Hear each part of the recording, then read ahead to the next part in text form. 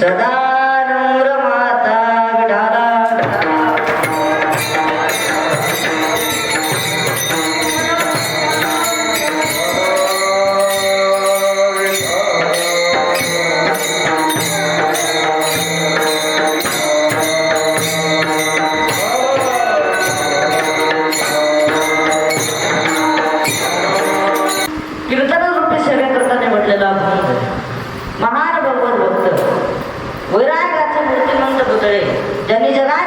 वरती पाचवा वेद म्हणून अभंगाची गाथा निर्माण करणारे या हिंदवी स्वराज्याचे संस्थापक छत्रपती शिवाजी महाराज यांचे धर्मगुरु देवमान्य जगमान्य लोकमान्य नवे दुसऱ्याचा संसार सुखाचा भाव म्हणून आपल्या संसाराची राखराखोळी करणारे या वारकरी संप्रदायाच्या कळसस्थानी असणारे देहूचे सुप्रसिद्ध साधू सुप्रसिद्ध संत जगद्गुरु तुकाराम महाराज यांचा उत्कृष्ट असा तीन चरणाचा भंग आजच्या सेवेकरता निवडलेला आहे. विठाला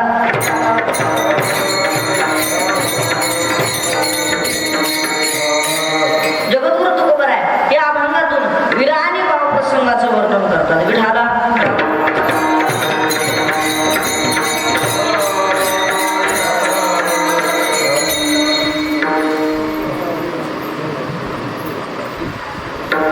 भोग घातलेला कार्यक्रम कोणत्या निमित्तानं आहे हे तर जवळपास सर्वांच्या माहीत आहे, तरी सुद्धा श्रोत्याचं वक्त्याचं कर्तव्य या नात्याने सांगणं गरजेचं आहे. बाल संस्कार शिबिर या निमित्ताने चालू असलेला 5 दिवसीय कीर्तन महोत्सव आणि यामधली दुसऱ्या दिवसाची कीर्तन रूपी सेवा माझ्या वाटेला आलेली आहे.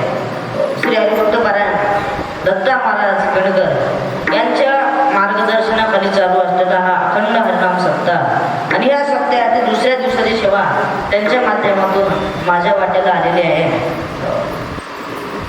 कीर्तनासाठी उपस्थित असणारे सर्व श्रोते टाळकरी मृदंगाला साथ करणारे स्वतः दत्ता महाराज असतील तसेच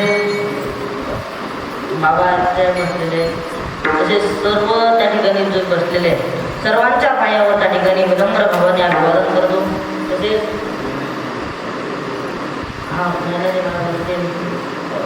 सर्वांच्या चरणावर विनम्र भावाने अभिवादन करतो.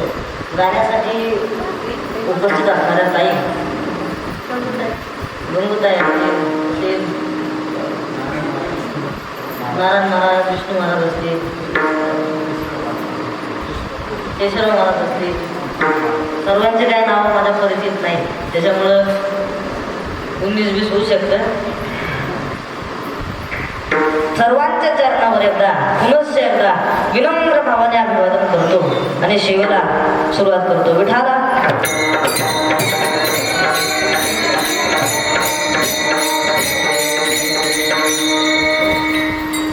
सगळेजण इथं आलेलं आहे, सगळं श्रोते इथं आलेलं आहे ते मान्य आहे, परंतु श्रोता हा एका भूमिकेत येत असतो असं आपण कधीच गृहीत धरायचं नसतं. कधीच गृहीत धरायचं नसतं. श्रोता हा एका भूमिकेत कधीच येत नसतो. कीर्तनकाराने म्हणून हे माझ्याच करता आले, मृदंग वादकाराने म्हणून हे माझ्याच करता आले किंवा गायकाने म्हणून हे माझ्याच करता आले. हा बहुवर्ग समाज आहे. कीर्तनाचं महिमान आहे. वैदिको वर्णमिच्छन्ति वैदिक आहेत असतात कीर्तनात. ती कीर्तनकाराचं भाषा बोलणं ऐकलं की त्यांच्या गप्पा सुरू होतात.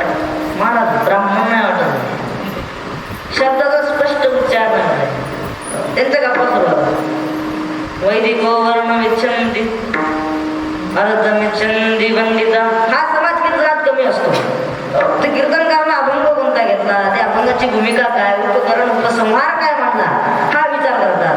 हा कीर्तनात कमी समाज असतो. 30% हा कमी समाज असतो. पुढं गायको स्वरमिच्छन्ति गायकांना असं वाटतं की 100% कीर्तनकाराला स्वर असला पाहिजे. ते कीर्तन गायक हा त्यांना असं वाटतं की 100% असला पाहिजे.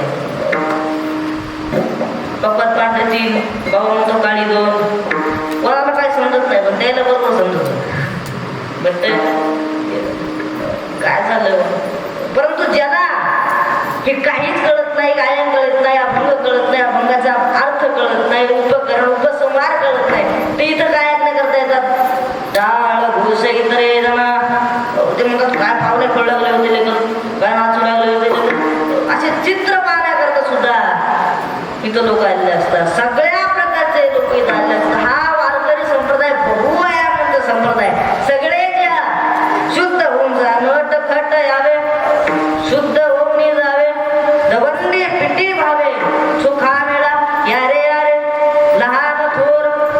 जाती भरती नारी नर न करावा विचार मलगे चिंता करुणाची. ओ काय चिंता करता यारे यारे लहान थोर. कोण्या जातीचं पथाचं म्हटलं का सगळेच्या काय चिंता करता हे वारकरी संपत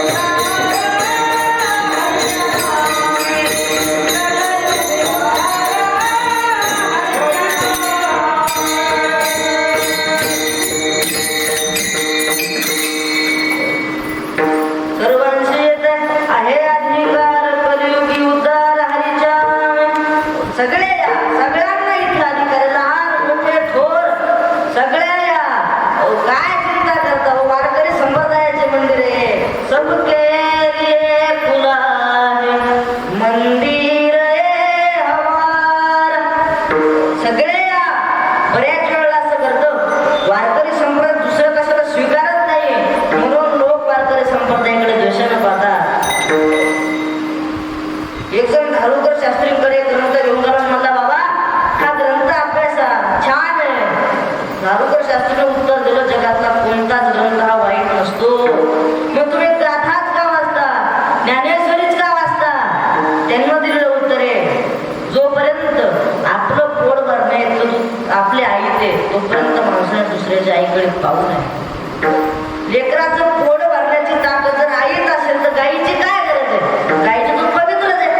पण तेव्हा आईला नसेल तर आमच्या आईला एवढं दूध आहे तिच्या मांडीवर आम्ही तृप्तीचा ढेकर देतो. आम्हालाच म्हणावं लागतं आई झालं माझं. तिला किती जरी त्रास झाला तिच्या पोटातलं अन्न दूध ओढून ओढून यानं रक्त जरी ओढलं तरी चालेल. पण याची तृप्ती झाली पाहिजे. ही जी माझ्या आईची भावना आहे. कोण आहे माझी आई. माझी आई ज्ञानोबर आहे.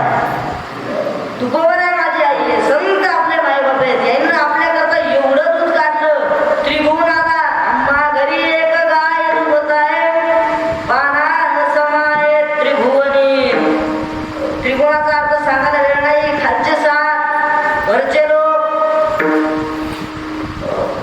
खालचे पाच पाताळापर्यंत वरचे समुद्र शिराचा समुद्र उसाच्या रसाचा समुद्र भगवान कुठले विराजमान झाले हे सगळं त्रिभुवनात येतं आणि सगळ्यांना दूध पाजणारं दैवत आमचं आहे. ही वारकरी संप्रदायाची ताकद आहे.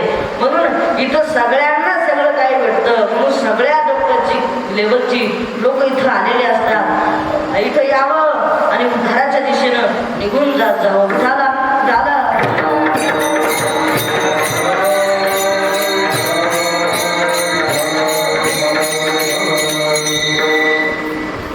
अभंग जगद्गुरु तुकोबरायांचा आहे. जगद्गुरु तुकोबराय अभंगातून विराने भावप्रसंगाचं वर्णन करतात. गाथेत अनेक प्रकरण आहेत. कोणताही अभंग घ्यावा कीर्तन करावं मान्य आहे आपल्याला. परंतु घेतलेला अभंग त्याचं प्रकरण कोणतं त्याची जात काय या तपशिला शिरलं तर मिळणारा आनंद हा जगा वेगळा असतो. म्हणून जगद्गुरु तुकोबराय हे अभंगातून विराने भावप्रसंगाचं वर्णन. महाराज म्हणतात हाची ने माता न फिरे माघारी बैसलो शेजारी गोविंदाचे. विराने भावप्रसंगाचं वर्णन करतात महाराज. विराने भावप्रसंगाचं वर्णन करतात. महाराज तुम्ही जिथे आहात ना तिथं वैभव संपन्नतेचा परमार्थ करता आला पाहिजे. माणसानं परमार्थ हा फाटका करू नये. परमार्थ माणसाला हसण्याकरता असतो. तुम्ही गाऊन पहा तुम्हाला पवित्रता वाटते. नाचून पहा मन हलकं होतं. तुम्ही गाऊन पहा पवित्रता वाटते. एकांतात गा लोकांतात गा समाजात गा घरी गा छोटंसं गा मंदिरात गा पवित्रता वाटते. गाण्यानं पवित्रता वाटते. नाचण्यानं माणसाचं मन हलकं होतं. वारकरी संप्रदायातली प्रत्येक क्रिया ही देवापर्यंत नेणारी. परंतु ती तुम्ही मनापासून जोपासली पाहिजे. मनापासून केली पाहिजे. मनात आनंद आहे. इथं सगळ्या प्रकारची लोक आहेत. बालक त्या ठिकाणी आहे, तरुण वर्गाचं प्रमाण फार मोठं आहे, वयोवृद्ध माणसं आहेत, लहान लहान मुलं कीर्तनाला उपस्थित आहेत. ही काळाची गरज आहे. तुमच्या मुलाला या वयापासून बघावज, टाळ, विणा, हार्मोनियम या गोष्टीचं या वयापासून दिसायला लागल्या की येणाऱ्या काळात तुमची मुलं त्या गोष्टीला आदर्श मानून आपल्या जीवनाची वाटचाल करतात. त्यांना दिसायला पाहिजे. नाही कळू द्या ना त्याला. मुसलमानाचं 5 वर्षाचं बच्च मस्जिदीत जातं, नमाज अदा करतं, त्याला तशी नमाज अदा करण्याची लाज वाटत नाही, शरम वाटत नाही. आपली पोरं 12वी पास झाली तरी त्यांना मंदिरात जाण्याची, ज्ञानोबा तुकोबरा यांच्या पुढे झुकण्याची लाज वाटते. कसं होणार? आपल्या मुलांना पुस्तकी ज्ञान घेतलं की असं वाटतं हा सगळा फाटक्याचा बाजार आहे, येड आहे सगळं. अरे नाही बाबा, अरे तुझ्या शिक्षणाच्या आधारावर काय मिळू शकतो? जाऊ दे त्यापेक्षा तू मुलगी तरी मिळू शकतोस का? जगातलं सगळ्यात मोठं पाऊल तर पहिलंच पाऊल तुझं आहे. एकाचं पेट्रोल, दुसऱ्याची गाडी, तिसरा चालवायला निघाली पोरगी पाहता. आमच्या एका गावातल्या माणसाला 40 पोरी पाहिल्या होता. 40. ही नाही ती नाही, ही नाही ती नाही, ही नाही ती नाही, आणि 40 पोरी पाहता पाहता हा 40चा झाला. 40चा झाला. पोरगी पाहता पाहता हा झाला 50चा. म्हणजे 40 याला पाहिलं आणि 40 नाही याला पाहिलं की झाला 50चा. आता 50 वर्ष झाले, कोणी म्हणेल पोरगी पाहायला या, कोणी म्हणेल. गेला तो जमाना 1990 मध्ये ज्या पोरीने आपल्या बापाचं लग्न केले, ज्या पोरीचे लग्न केले, त्या बापाने लग्नामध्ये रेडिओ दिला होता आंधळ. 2003-04 पर्यंत लोकांनी सायकली दिल्या, 2010-12 पर्यंत लोकांनी मोटरसायकली दिल्या, 2018-19 पर्यंत फोरव्हीलर दिल्या. अशी मॅन ऑफ दी मॅच सारखी फोरव्हीलर मंडपात लागलेली असायची. परंतु 2024 मध्ये परिस्थिती बदलली. फक्त पोरगी द्या, तो समजल्यापेक्षा काहीच देऊ नका. तर 50 वर्ष झाल्यावर कोणी मध्ये पोरगी पाहिलं, तुम्हाला कोणीतरी एवढा योग सुटून आणाकडे, कोणीतरी एक होतं दाखलीचं कारण. ते मला मी योग सुटून आणतो, पण तुला हाच म्हणावं लागेल. तुम्हाला काहीच काळजी घेऊ नका, आपला हाच आहे. टेन्शनच घेऊ नका, आपला हाच आहे. बरं गेली पोरगी पाहिला, पोरगी पाहिली, आपल्याला मंजूर आहे म्हणे आम्हाला, आम्ही लग्नाला तयार आहे. ते घरचे म्हणले मुलगा वयोवृद्ध आहे, पार्टी मालदार. ते घरच्याची सगळ्याची हा झाली, काकाची, मामीची, मामाची, सगळ्याची हा झाली, चालतंय म्हणे. परंतु त्या पोरीची आई म्हणली काही झालं तरी झालं, पण मी याला पोरगी देणारच नाही. ते बाप मला नेमकं झालं काय, अडचण कशात आहे? ती म्हणली काही झालं तरी झालं, पण मी याला पोरगी देतच नाही. अरे पण अडचण काय आहे? ती बाई म्हणली आम्हाला बी पाहायला आलता, यानं पहिल्या त्या 40 पोरी पाहिल्या, त्यात मपला बी नंबर होता. आता जमलं त्याचं. काय करावी ती मोलाची माकड, नाचता ती पुढे संसाराच्या. काय करावी ती मोलाची माकड, नाचता ती पुढे संसाराच्या.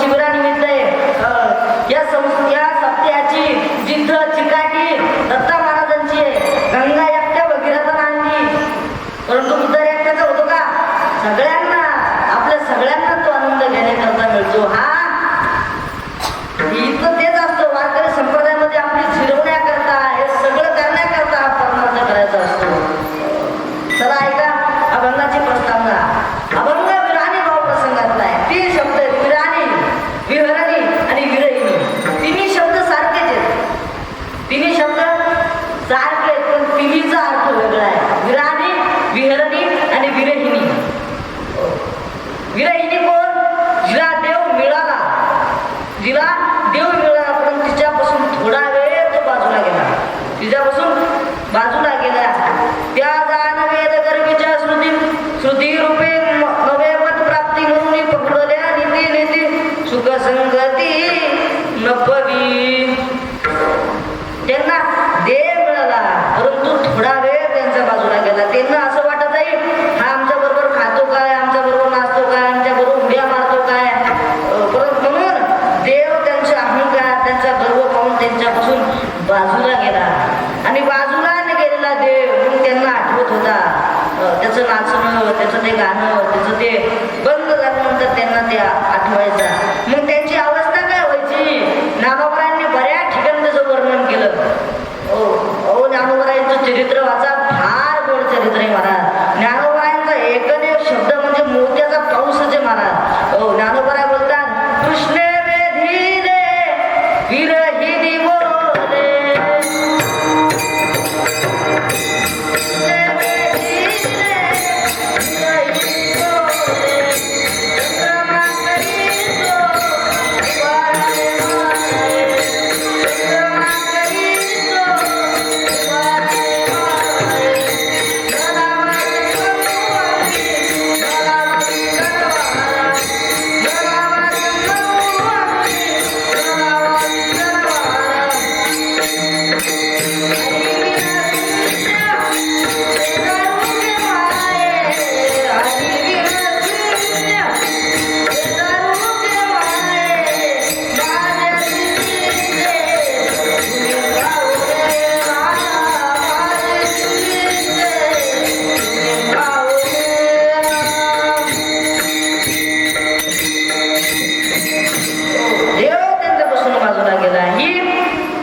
विरहिणी.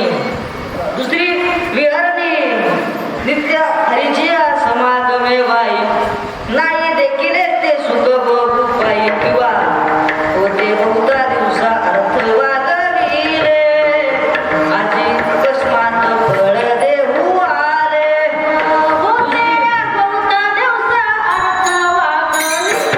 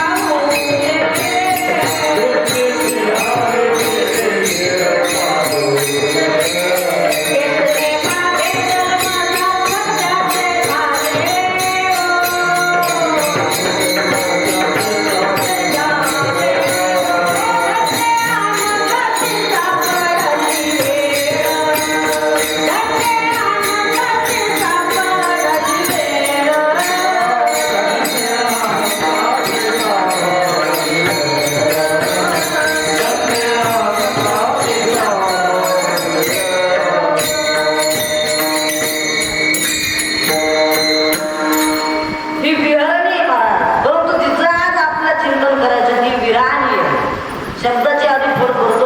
विराणी या शब्दाचा अर्थ असा आहे, वीर राणी, बळाची राणी, वैभव संपन्नतेची राणी. ती सहज होते का मला नाही. ते पहिल्या गावात बाया यायच्या मध्ये विकायला, मणी मणी यायचे बा, दीठ मणी, काळा मणी, सुया, काळ्या पोटीतले मणी. ती बाळला दुष्ट लागू नये त्याचा मणी, बाळाला दुधाचं अपचन होऊ नये त्याचा मणी. ते बाया यायचा ना पहिले, आणि त्या बायला एका राजांवर राणी केलं. ती गावात आली आणि ती एका राजाला आवडली. मग तुम्हाला बिना जी नाही सांगता केलं तिला राजा, तिला केलं राणी. राणी झाल्याच्या नंतर सुद्धा तिचा मूळ स्वभाव जात नव्हता. आधी होती दासी पट्टराणी केले, तिचे तिचे हिंडणे जाये ना, मूळ स्वभाव जाये ना.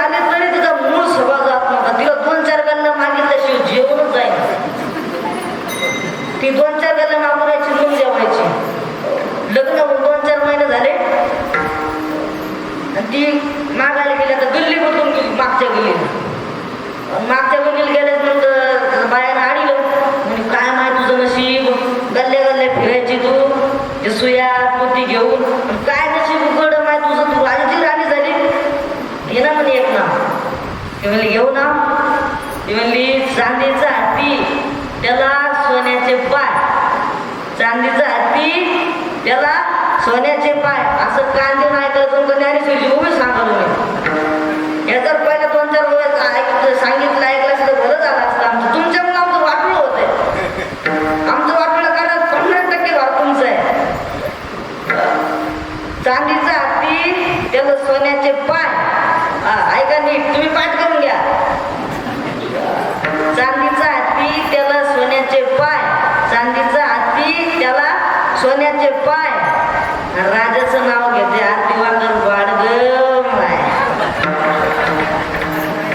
हो ही प्रयत्नाने केलेली राणी नसते तो गोबरा समजा आम्ही वीर राणी झालो अशी वीर राणी मी सांगतो तुम्हाला प्रपंचात फिरायचं ना तर माणसाजवळ बळ पाहिजे बळ असेल तर जग किंमत देतं मला नाही तर हे जग किंमत देत नाही माणसाजवळ बळ पाहिजे हे जग हसणार आहे महाराज कीर्तनात आलेल्या लोकांना माझी विनंती आहे तुमच्याजवळ जगणं इतकं बळ असेल तरच कीर्तनात आलं पाहिजे नाही तर कीर्तनात सुद्धा येऊ नये माणसानं हा काळामध्ये सुद्धा वाया घालायचा नसतो अरे जग हसणारं जग आहे तुम्ही ते गोगल काय पाहिली का गोगल काय हा कशी असते 5-6 फुटाची कशी असते एवढीशी असा लाल कलर असतो वेलवेट सारखं त्याच्यावर कापड बांधलेलं असतं ती गोगल काय पाहिली तुम्ही चला आता ती गोगल काय लहान पोरं तिचे पाय काय देतात कोणी खिशात काय ठेवतं तिला काटाच का टोचवतात ती गोगल काय सगळ्यात आवडीचा कीटक आहे तुम्ही सुद्धा लहानपणीच्या सण खेळला असतात त्या गोल आहे त्या गोगल गायला भिणारा माणूस अख्ख्या भारतात कोणी सापडत का की हा गोगल गायला घाबरतो बघ सापडत का नाही त्याच्या विरुद्ध एक किडा समाजात फिरतो किडा फक्त त्याला पूर्ण असं हायड्रॉलिक आहे तो हायड्रॉलिक वर असणारा विंचू पाहिला की लोक काय नाही करू अरे देवा रे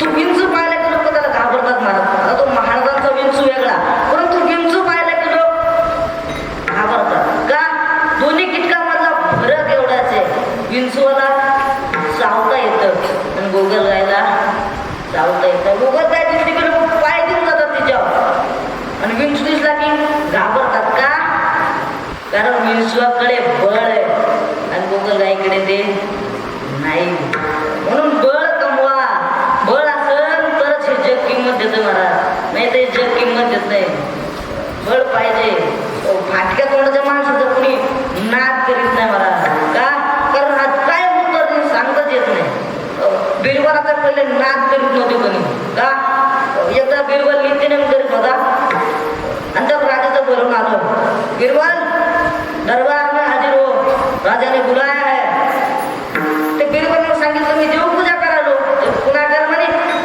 तुला बोललेलं आहे ते गेलं दरबारात ते राजा मला चला आपल्या प्रदक्षिणा करायला जायचं नगर प्रदक्षिणा गेलं दोघं जाता जाता वाटत तुळस दिसली तुम्हाला आपली देवपूजा झाली नाही कमीत कमी आपण तुळशी दर्शन घेऊ तुळशी कशी गेला तर तुळशीला प्रदक्षिणा मारली आणि दर्शन घेतलं तो राजा म्हणला बिरबल ये क्या है ये हमारी माता है अरे आप तो लोग किसको भी माता बना लेते हैं आप तो तुला धर्म पूर्ण टाकली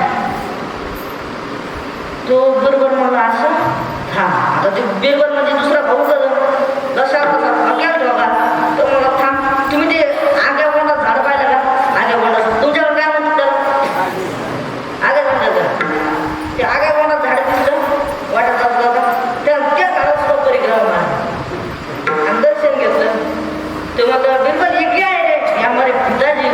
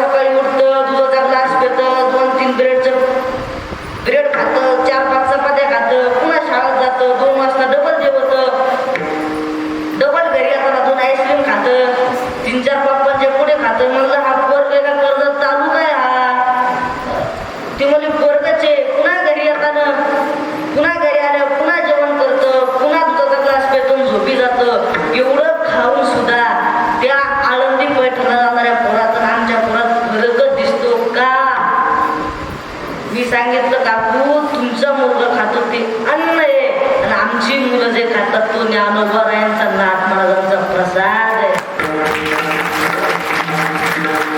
प्रसादाची नामाची काही किंमत असेल ना, जीवाचे चोचले पुरवण्याकरता जे खाल्लं जातं ते अन्न आहे आणि विद्येचं पोटात किल्लं ग्रहण मनात ठसून राहण्याकरता जे खाल्लं जातं ते ज्ञानोबारायांच्या कोऱ्यांचा प्रसाद आहे.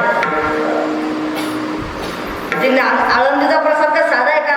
भगवान शंकरांना प्रसाद मागितला, मुक्ताबाईनं प्रसाद मागितला, निवृत्ती ज्ञानदेव पुराणाचे अन्न सांभाळी सोपान मज लागी. अहो ज्ञानोबारायांनी झोळी पसरावी समाजापुढं का?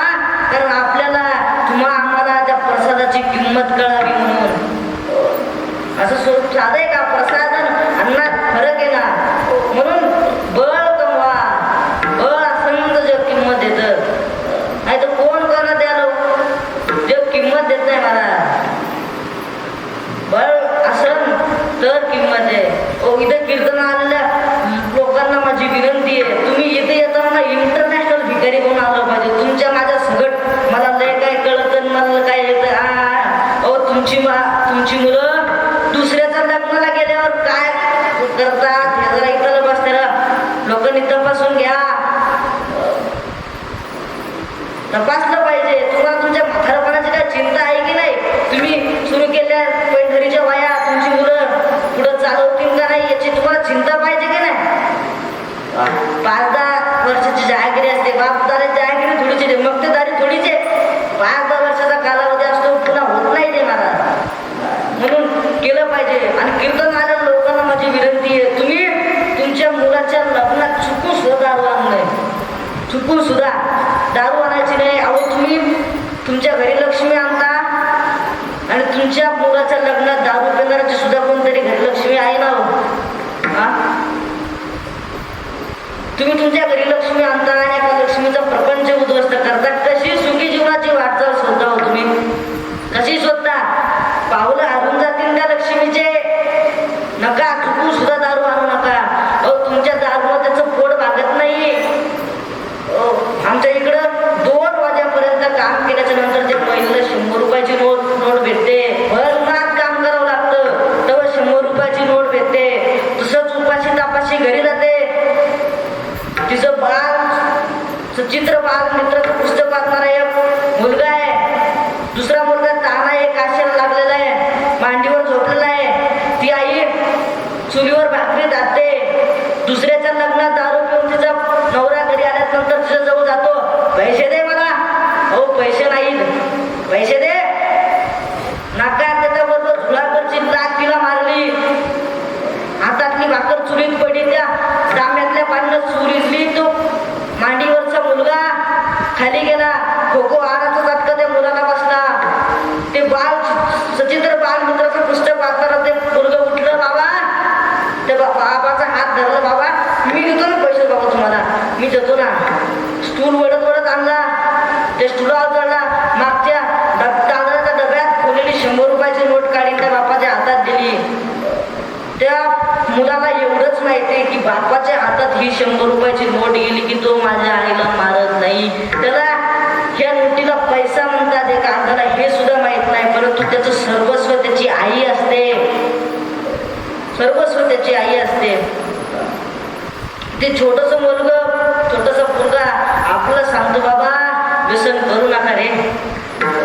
वियोगी नावाचे संत होऊन गेले कृष्ण उपासक. ते दारू पिणाऱ्याला आवाज देतात, दारू पिणाऱ्याला, हे दारूवाल्या थांब जरा, दारूवाल्या हे थांब जरा, दारूवाल्या तू बोल गड्या रे, तू बोल गड्या रे, तिला सोड गड्या रे, सोड गड्या रे, तिला सोड गड्या रे,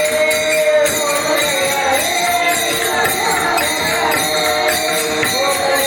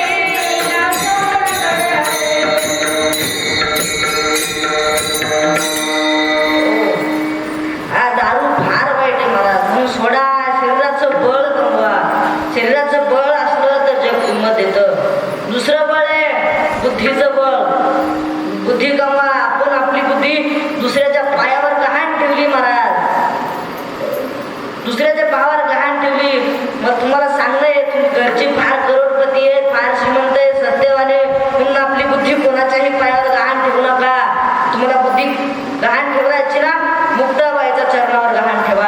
आईला लेकराची बुद्धी सांभाळण्याची कला सर्वस्वी ज्ञात असते. काया वाचा चित्त चरणी ठेविले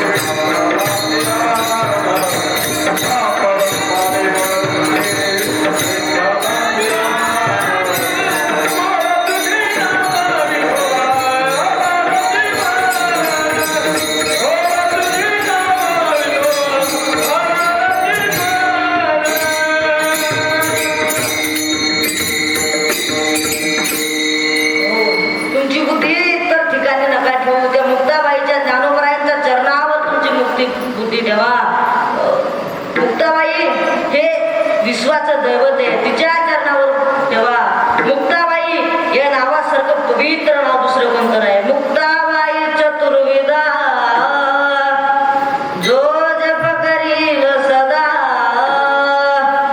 तो जाईल मोक्ष पदा सायुज्य संपदा पावे. शिवतो निवृत्ती विष्णू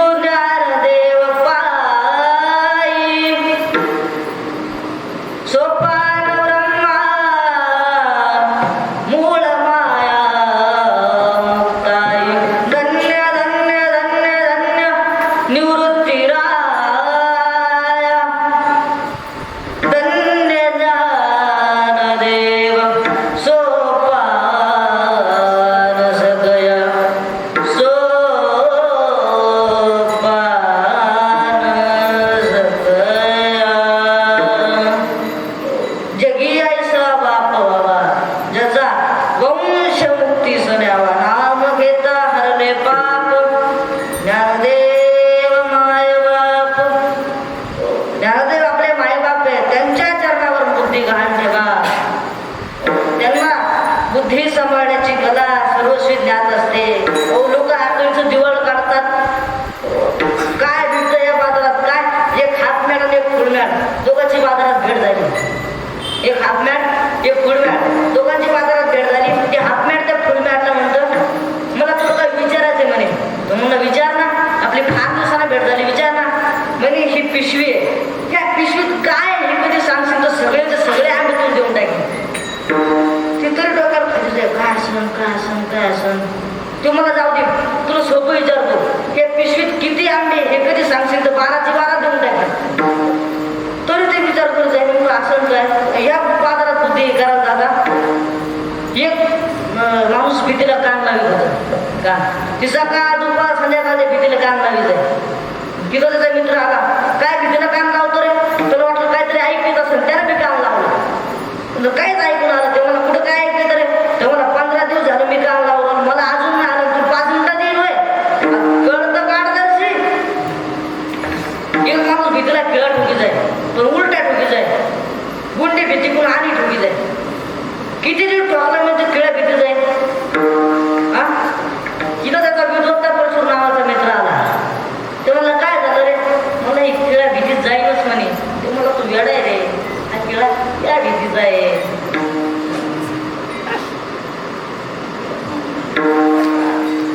हे हा फाटक्याचा बाजार आहे. मला जिथं ज्ञान घ्यायला जाता कसं मिळत ते? त्याला मुक्ताबाई नामाबाईंच्या चरणावर बुद्धी ठेवा, तिथं तुम्हाला भेटेल. बुद्धी ठेवा. तिसरं बळ आहे मला थोडी प्रस्तावनाच वाढतो, कारण तारीख घेताना आपलं पूर्ण आपण सुटावा असं काही ठरलं होतं का आपलं? अजिबात नाही. तिसरं बळ आहे मला सत्तेचं बळ.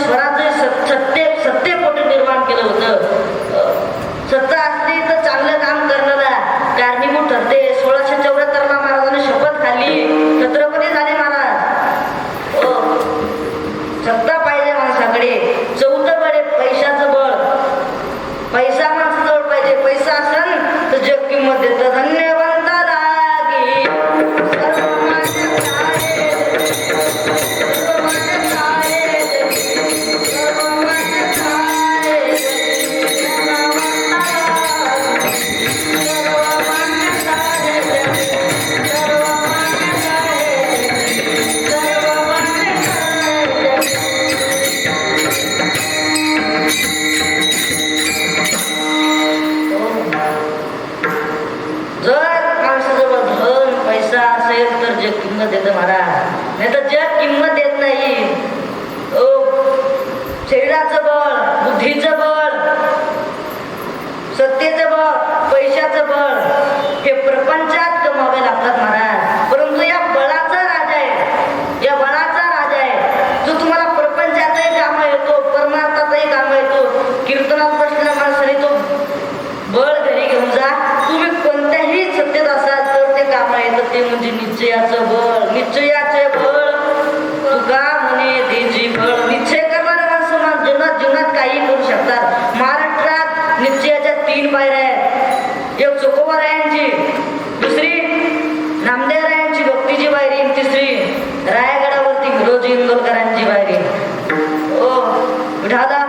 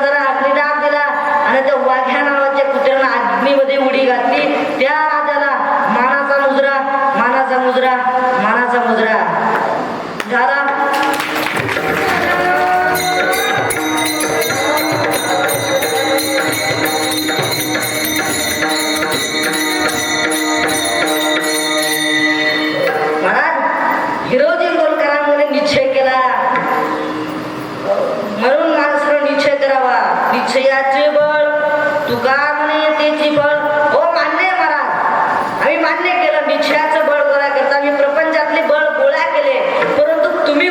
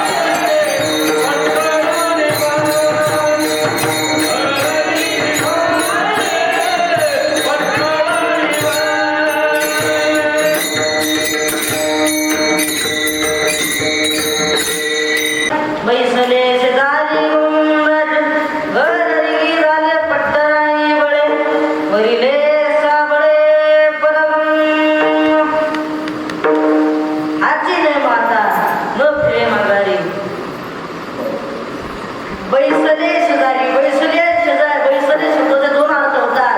बैसले शेजारी आणि दुसरे सुखाचे शेजारी, दोन अर्थ होतात. म्हणून महाराज म्हणतात हाची ने माता न फिरे माघारी. महाराज तुम्ही तिथं बसल्याच्या नंतर काय करणार? माणसानं सांगितलं हाची ने माता न फिरे माघारी. ज्या गोष्टीमुळे मी इथं आलो ती गोष्ट मी सोडणार नाही. तुम्हाला जर भजन ताकद देत असेल तर माणसानं भजन सोडू नये. पक्वात तुम्हाला किंमत देत असेल, पक्वात जर तुम्हाला उंची नेत असेल तर पक्वात सोडायचा नसतो. गायन उंची नेत असेल तर गायन सोडायचं नसतो. कारण तुमचा मूळ पाया असतो. ज्या माणसानं भूमी सोडली महाराष्ट्राला त्यांना तसंच उचललं तसंच संपवलं. परंतु ज्यांना ही भूमी सोडली नाही, आपल्या सेवेचं सेवा करत राहिले तर त्यांना देवानं त्यांच्या पदरात दान घातलं.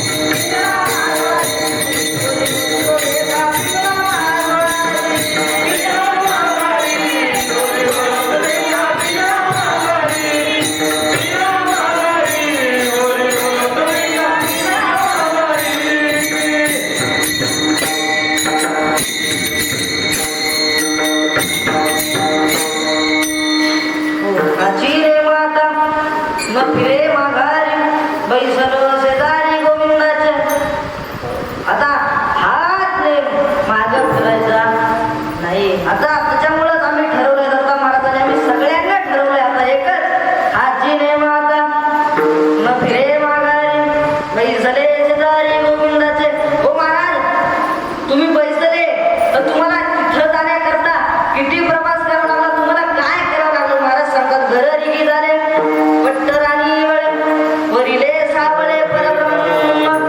मी त्याचे घर निघाले, त्या परमात्म्याचे मी घर निघाले. तुम्हाला जर घर निघायचं असेल ना, कुणाचं घर निघायचं असेल ना, तर परमात्म्याचं घर निघा महाराज. तिथं गेल्यानंतर कसल्याही प्रकारचं दुःख होत नाही महाराज. तुम्ही तिथं गेले, तुम्ही त्या परमात्म्याचं घर निघाले, गोष्ट खरी. पण तिथं गेल्यानंतर तुम्हाला मिळालं काय? अभंगाचं तिसरं चरण.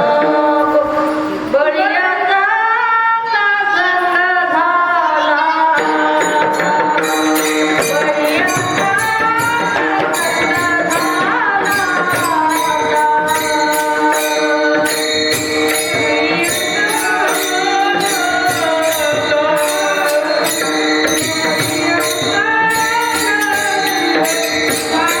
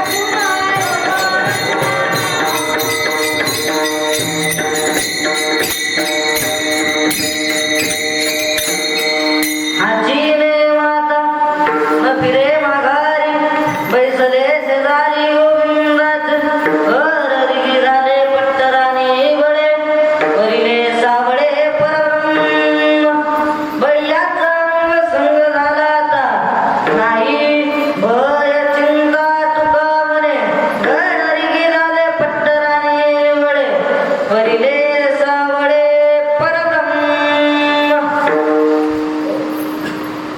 त्या परमात्म्याचा अंग संग झाल्यामुळे आमच्या जीवनातली सगळी दुःखता, सगळा नाश, भय, चिंता आमच्यातून निघून गेली. आम्हाला ती चिंता, भय कसल्याही प्रकारचं काही राहिलेलं नाही का.